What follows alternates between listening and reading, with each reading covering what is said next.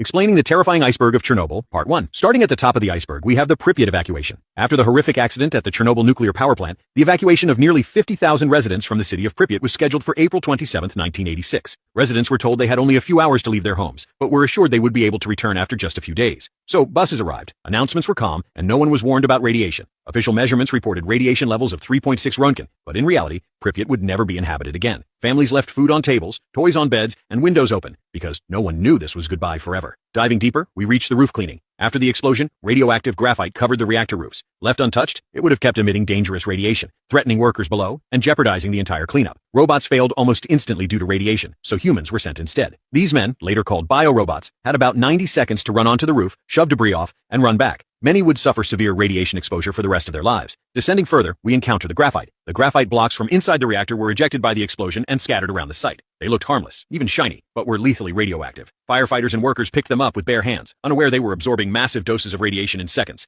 Going lower, we reach radioactive rain. As the reactor burned, radioactive particles rose into the atmosphere and came back down as rain across Ukraine, Belarus, and parts of Europe. People stood outside watching it fall, not knowing it was contaminating soil, water, and entire food chains. Some areas are still unsafe decades later. So now if you are a Chernobyl fan, like and follow for Part 2,